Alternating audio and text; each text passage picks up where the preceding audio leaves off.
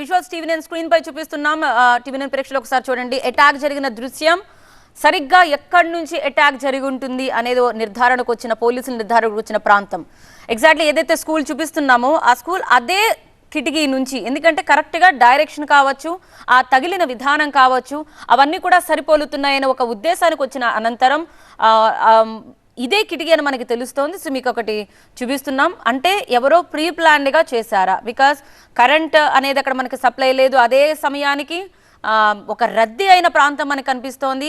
ఒకవేళ కింద నుంచి జనాల నుంచి అయితే కనుక అంత ఎగ్జాక్ట్గా ఆ యాంగిల్లో నుంచి రాయి అలా తగలదు అనే ఒక నిపుణులు చెప్తున్నారు, అంచనా వేస్తున్నారు. సో ఈ లెక్కన ఎవరో టాప్ యాంగిల్ నుంచి కనుక ఒకవేళ నిజంగానే కరెక్ట్గా గురి చూసి కొడితే సరిగ్గా సరిపోలే ఒక కిటికీ మీకు చూపిస్తున్నాం. ఈ కిటికీ నుంచే రాయి వచ్చిందా అన్న ఒక అనుమానం అయితే వ్యక్తం చేస్తున్నారు. బికాజ్ అంతకంటే పై ఫ్లోర్కి వెళితే మాత్రం రాయి ఆ యాంగిల్లో తగిలే అవకాశమే లేదని పోలీసులు చెప్తున్నారు. సో ఇవన్నీ మీకు టీవీ9 స్క్రీన్ పై మీరు రెండు ఒకసారి చూపిస్తున్నాం. మా ప్రతినిధి వసంత్ ప్రస్తుతం లైవ్లో సిద్ధంగా ఉన్నారు మరింత సమాచారం అందించడానికి. వసంత్, కేసరపల్లి సీఎం క్యాంప్ సైట్లోనే ఆయన ఉన్నారు. సో గాయం వల్ల జగన్ కంటి చుట్టూ కూడా వాపు వచ్చినట్టుగా మనకి తెలుస్తుంది. సో బస్సు యాత్రకు సంబంధించి ఏమైనా క్లారిటీ వచ్చిందా? బికాజ్ ఆయనైతే రెడీ అయిపోతున్నారు అని నేతలు కూడా చెప్తున్నారు. కాబట్టి జగన్ను కలిసి దాడి వివరాలు ఏమైనా ఇంటెలిజెన్స్ డీజీ తెలుసుకోవడం కానీ ఏమైనా జరుగుతున్నాయి?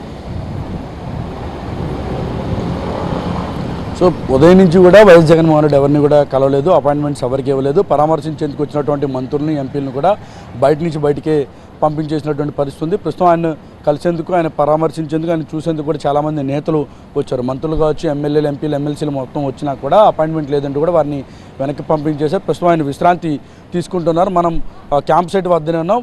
ఇటు వైఎస్ జగన్మోహన్ రెడ్డి సత్యమైన భారతి కూడా ఇక్కడే ఉన్నారు. ఆయనకు ప్రస్తుతం హెల్త్ కండిషన్కి సంబంధించి ఏవైతే నిన్న దాడి జరిగిన తర్వాత 3 స్టిచెస్ పడ్డాయి, అక్కడ స్వెల్లింగ్ వచ్చినట్టుగా కూడా తెలుస్తోంది. సో ప్రస్తుతం ఆయన యాత్రకు సంబంధించి రేపు కొనసాగించేటటువంటి అవకాశాలు ఆయన పార్టీ శ్రేణులు భావిస్తుంది. ఎందుకంటే చాలా పీక్స్ టైంలో ఈ దాడి జరిగింది. ఎందుకంటే ఈ నెల 24వ తేదీన ఆయన ఇచ్చాపురంలో ఈ బస్సు యాత్రను ముగించాల్సి ఉంటుంది. 25న నామినేషన్ దాఖలు చేయాల్సి ఉంటుంది. అనంతరం దాదాపు 100కు పైగా సభల్లో ఆయన పాల్గొనేందుకు ఇప్పటికే షెడ్యూల్ పూర్తిగా ఫిక్స్ చేసుకున్నారు. ఎవ్రీ మినిట్, ఎవ్రీ అవర్ కూడా ఖచ్చితంగా ఆయనకి చాలా ఇంపార్టెంట్ ఉన్నటువంటి పరిస్థితి ఉంది. సో ఈ నేపథ్యంలో ఆయన రేపు బస్సు యాత్రను ప్రారంభించాలని యోచనలో ఉన్నప్పటికీ కూడా ప్రస్తుతం గాయం కారణంగా విశ్రాంతి తీసుకోవాలని వైద్యులు కూడా సూచిస్తున్నటువంటి పరిస్థితి అయితే ఉన్నది. ఉదయం ఇంటెలిజెన్స్ డీజీ కూడా వచ్చారు. ఘటనకు సంబంధించినటువంటి అంశాలపైన కూడా సీఎం జగన్మోహన్ రెడ్డితో పాటు రాత్రి ఎవరైతే ఆన్ డ్యూటీలో ఆయనకి సెక్యూరిటీ కల్పిస్తున్నటువంటి ఐఎస్డబ్ల్యూ టీం ఉంటుందో వారితో కూడా మాట్లాడినట్టుగా తెలుస్తూ ఉంది. దాడి జరిగినటువంటి సందర్భంలో మనకి దాదాపు 6 వరకు కూడా వెహికల్ పైన ఆయనతో పాటు ఉన్నారు, ఆ బస్ పైన. సో వారితో కూడా ఇంటెలిజెన్స్ డీజీ మాట్లాడినట్టుగా మనకు సమాచారం అయితే అందుతుంది. సో మొత్తంగా చూస్తే కనుక దాడి ఘటనకు సంబంధించి వైఎస్ఆర్ కాంగ్రెస్ పార్టీ శ్రేణులు ఒకసారిగా షాక్ గురై ఉదయం నుంచి కూడా ఈరోజు అంటే దాడి తర్వాత విశ్రాంతి తీసుకోవాలని ఇటు వైద్యులు సూచించినటువంటి నేపథ్యంలో ఆయన ప్రస్తుతం బస్ యాత్రకు విరామం ప్రకటించి ఇక్కడే గన్నవరం నియోజకవర్గం పరిధిలో ఉన్నటువంటి కేసరపల్లి క్యాంప్ సైట్లో ఆయన విశ్రాంతి తీసుకుంటూ ఉన్నారు. పార్టీ నేతలను ఎవరిని కూడా కలవట్లేదు.